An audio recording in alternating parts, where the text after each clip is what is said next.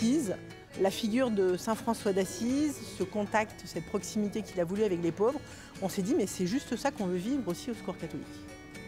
Ce qu'on vit, c'est trop fantastique pour le garder pour nous. Donc on s'est dit, et si on l'ouvrait aux paroisses? Lorsqu'on a proposé à des gens de venir, c'était pour dire attention, le voyage d'Assise, c'est juste une partie du projet qu'on a. C'est le moment fort, évidemment, mais l'ensemble du projet est le suivant. C'est qu'on commence en amont à créer une fraternité, à réfléchir, à partager, à faire connaissance.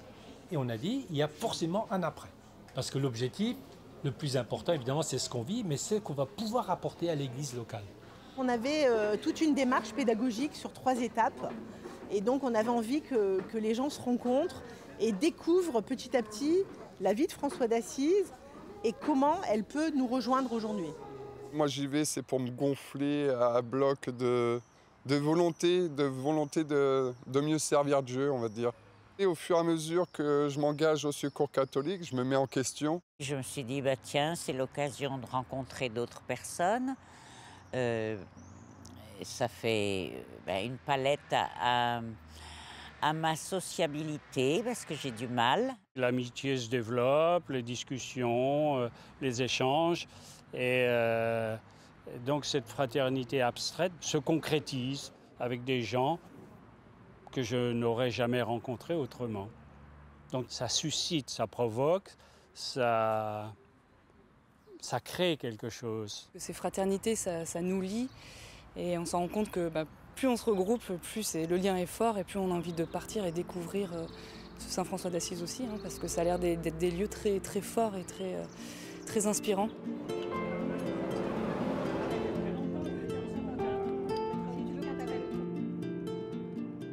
Je suis venue pour rencontrer les autres, découvrir le Secours catholique que je ne connais pas trop. C'est très bien la diversité. On apprend toujours, puis ne serait-ce que d'aller à Assise. Un peu fatigué, mais content d'arriver, surpris un peu par cette architecture. Quand on m'a dit est-ce que tu veux partir à Assise, j'ai dit oui, sans réfléchir. Et je sais qu'ici, j'aurai plein d'attentes à mes réponses, que ce soit personnel, spirituel.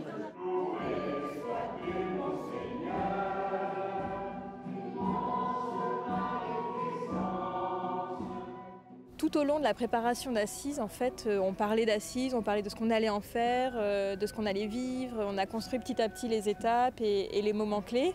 Et à force d'en parler, finalement, arriver ici, c'était vivre une grande émotion aussi de se dire enfin. Des choses qui ne s'étaient pas dites lors de nos fraternités qu'on a eues avant le voyage, se disent maintenant.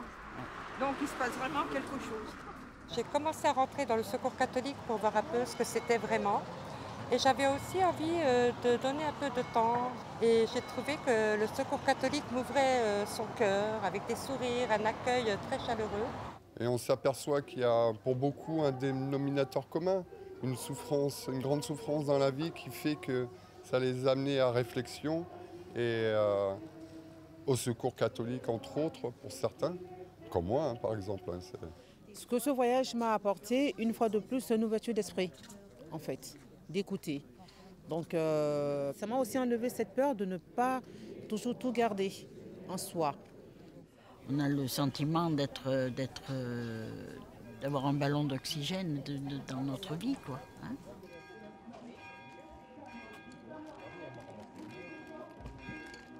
J'en avais besoin. J'ai tout fait. Dans ma vie, j'ai tout fait.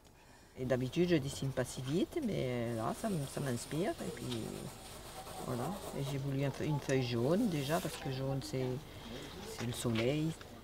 Je profite, je prends soin de moi. Voilà. C'est quelque chose de très fort, je trouve, quand même, au voyage d'expérience, les gens se confient. Et moi, j'ai des personnes qui me racontent leur vie comme ça, à table, disent des choses très personnelles. Et je pense qu'il faut qu'on soit aussi présent sur ces moments-là, parce qu'elles ont besoin d'oreilles attentives. Et si on est bien organisé, si on travaille bien tous ensemble, ça permet de dégager ce temps. Je suis toujours surprise par l'énergie que les personnes sont capables de s'apporter par elles-mêmes. Nous, on est facilitatrices dans cette histoire-là, mais tout vient d'eux. Et si on crée les conditions, parfois on participe à créer les conditions de la rencontre, cette envie-là d'aller vers l'autre, de partager et au final d'aller plus loin, en fait, c'est vraiment eux qui la forgent. Et nous, on a la chance de vivre avec eux, quoi. On envoie des cartes postales à ma mère et à ses parents et à ma marraine. Vivre un voyage de l'espérance ici à Assise fait inévitablement résonner les béatitudes, tout particulièrement cette béatitude de la pauvreté qui est comme un peu une ouverture pour toutes les autres. On n'a pas d'amis, quelqu'un qu'on connaît, qu'on peut parler, qu'on ait confiance. Cette femme qui me dit il faudrait qu'on ait un peu de temps pour que je vous raconte mes blessures. Ça m'a fait penser à cette parole du pape François qui dit la première pauvreté, c'est la pauvreté spirituelle. C'est peut-être pour beaucoup d'hommes et de femmes de ne pas avoir accès à cette rencontre avec le Seigneur parce que personne ne leur en aura parlé ou peut-être parce qu'ils pensent qu'ils ne sont pas dignes, c'est pas pour eux. Et le message de Saint François aussi que j'ai adoré, c'est je vous emmène tous au paradis. Marcher sur le chemin de Saint François d'Assise, c'est une grâce pour moi. Et voilà, on monte tout doucement, en méditation.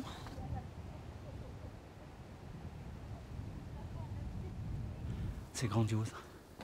C'est vraiment grandiose. Et c'est très enrichissant.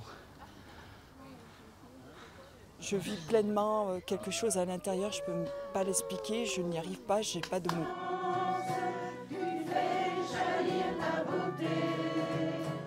On a vu qu'on n'a pas été mis à l'écart parce qu'on n'était pas de confession catholique, on est confession musulmane, mais nous, dans notre tête, on est tous pareils, on vient tous d'un même Dieu.